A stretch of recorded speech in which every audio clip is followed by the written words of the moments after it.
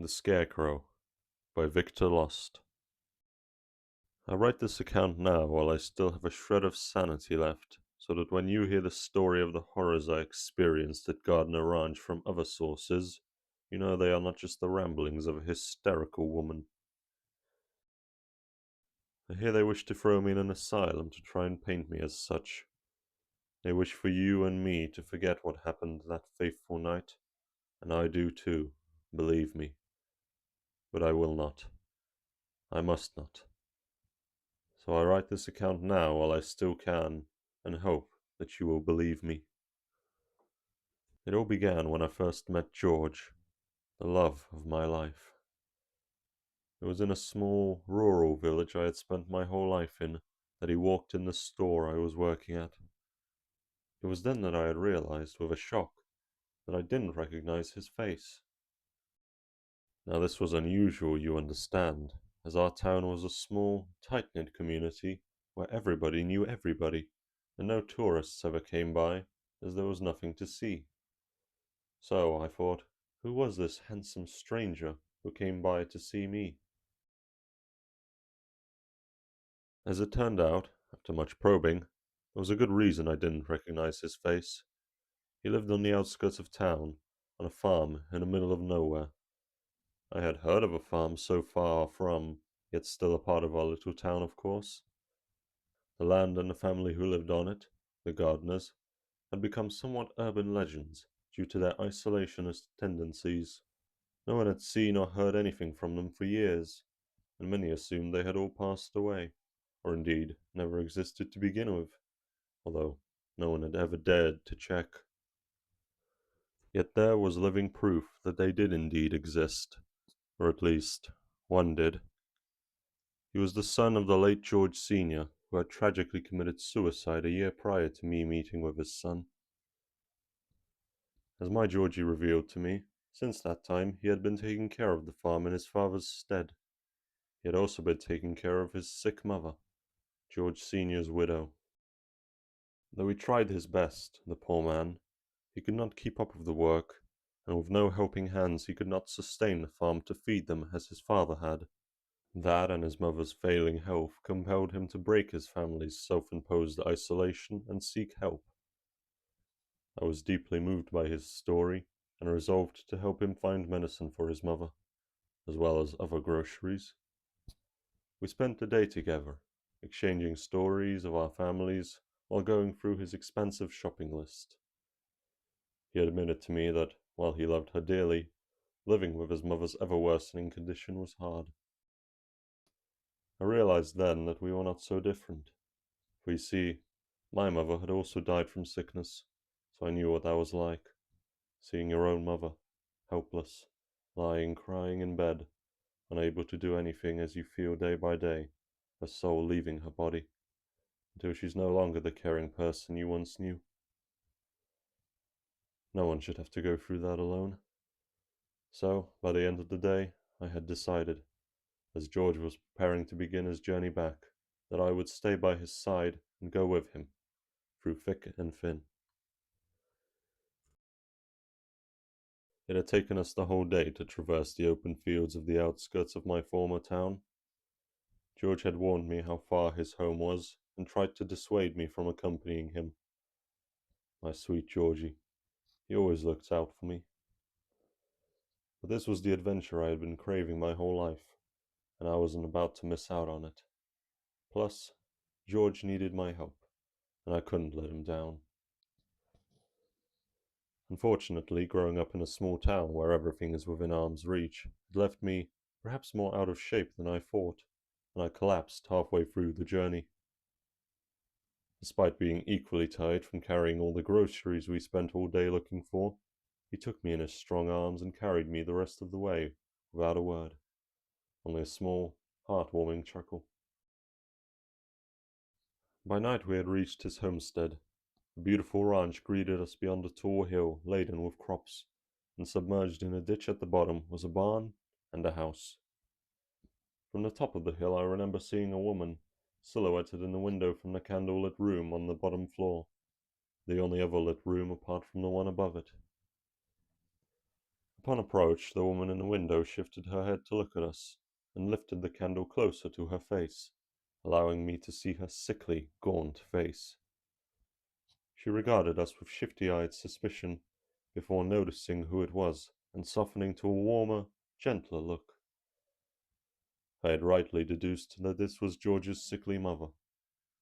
So happy was she to see her son, she didn't even notice he had brought home a stranger, but when she did, she cried tears of joy, and hugged her boy tightly, before doing the same to me.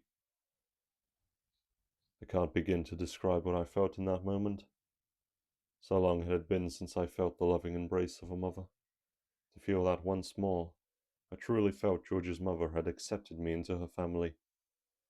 We spent the whole night talking, getting to know each other as only a mother and daughter can. And by the time I settled in for the night, in George's bed, for he had elected to sleep in his father's old room on the top floor, I really felt like I was once again part of a family. It was then that the horrors began. I had woken up the next day and, not used to staying up late, found I had slept in till noon. George and his mother, who had already been up for hours, went about their chores. While George had promised me he would find something I could do to help, he could not find anything on such short notice. So, with nothing else to do, I looked out of a window, trying to see if I could see my old town one last time. Unfortunately, the hill overlooking the ranch blocked view of everything beyond it, surrounding them from all sides. So I looked next onto the top of the hill, hoping to catch a glimpse of George as he ploughed the field. Instead, what I saw was a sight that still haunts me to this day. You may not think much of it when I tell you what it is, and I am ashamed to say, to my great envy now, that I didn't think much of it either at the time. But the sight that now sends a shiver down my spine and makes my blood run cold at the mere thought of it is a simple scarecrow. I remember it clearly, its dark coat blowing in the wind, and a sack on its head concealing all its equally dark thoughts from the world. You may laugh, you may ridicule me for my fear, but once you hear the rest of my story, I am sure you will agree my fears are justified. Yet the worst part of it was not its dead, painted-on eyes, nor its crooked smile. It was the fact that the scarecrow that now watched over me was not there the previous night. You may not believe me, just as I did not believe it myself in the moment, but as clearly as you remember your name, so too do I remember the empty crop field I had crossed on my first night there, now colonized by that reaper of death. George and his mother had also noticed the uninvited guest.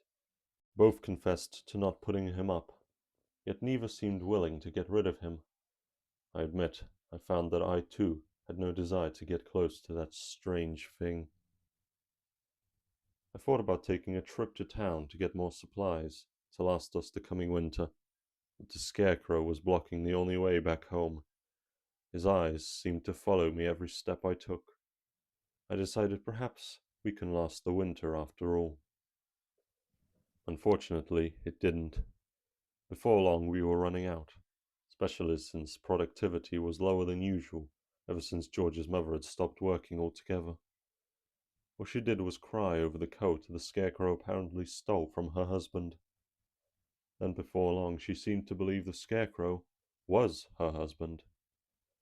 I tried to bring this issue to George's attention, but he was often alone in the fields at the time, or locked in his father's old room. The few times he would come out, I noticed he wore a loose-fitting coat I hadn't seen on him before. I was alone most days then. We never again spent time together as we did on our first night there. When we did, it was like I was with completely different people. Gone was the warmth George's mother showed me when we first met. Now she was cold and distant. She spent all her time sitting on the hill with the scarecrow. I swear sometimes I heard her speaking to it, and she seemed to think he was speaking back. Even worse, sometimes I thought he was speaking back too. George, too, had started acting strangely, muttering to himself more and more every day. He would work in the field, then come home to his father's old room and sleep, without so much as a good day. I felt like even more of a stranger day by day. George seemed less like himself as time went on, until one night when I finally caught him on his way to his room. He had bags under his eyes that made him look dead inside, almost like they were painted on. I tried once again to bring his mother's issues to light, but as I did he looked at me, and I saw anger in his eyes for the first time since I met him. He slapped me, and told me I should mind my own business, which I did. My poor Georgie was under so much stress already after all. He didn't need me making it worse. And that brings me to the events of that horrible night.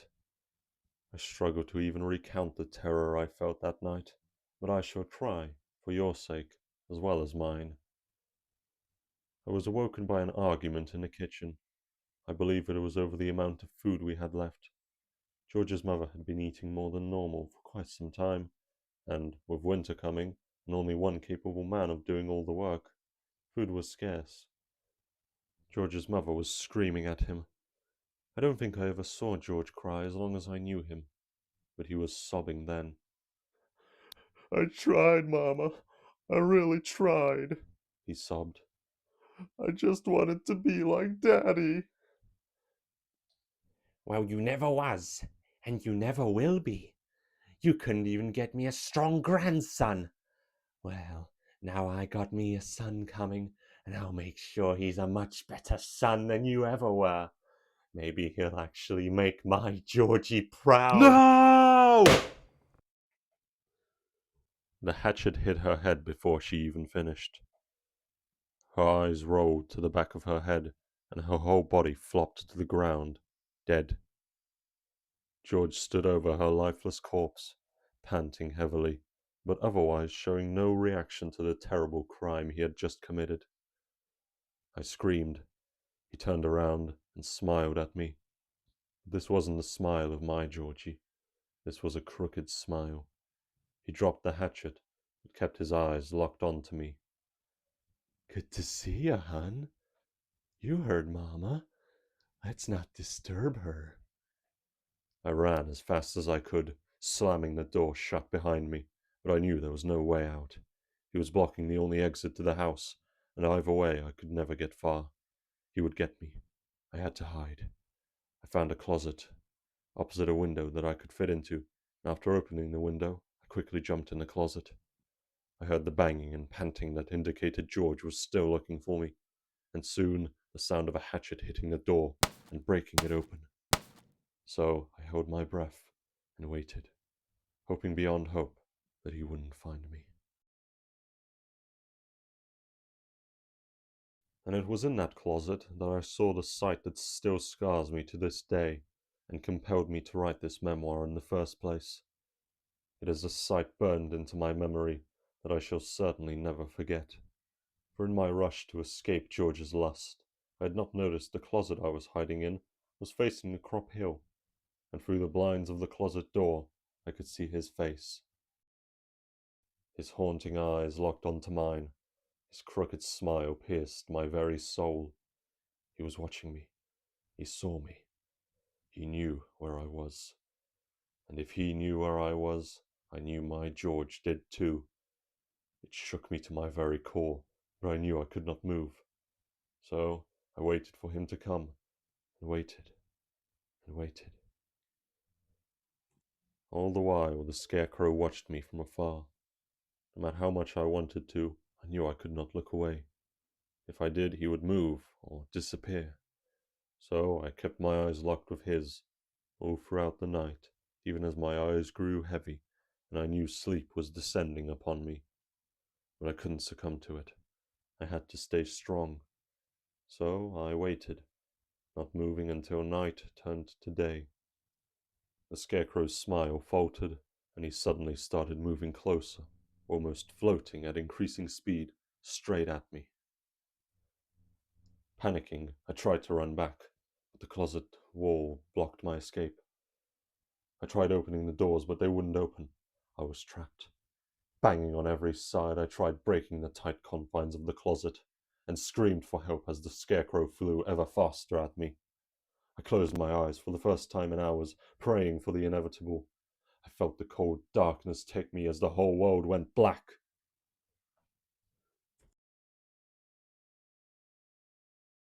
The next thing I know, I was surrounded by policemen. Apparently, one of my friends was worried when I left town rather unexpectedly and sent them to look for me. They still pretended to care back then, putting a blanket over my shoulders and asking if I was all right. I didn't bother answering. I only had one question to ask. Where is my Georgie? Is he all right?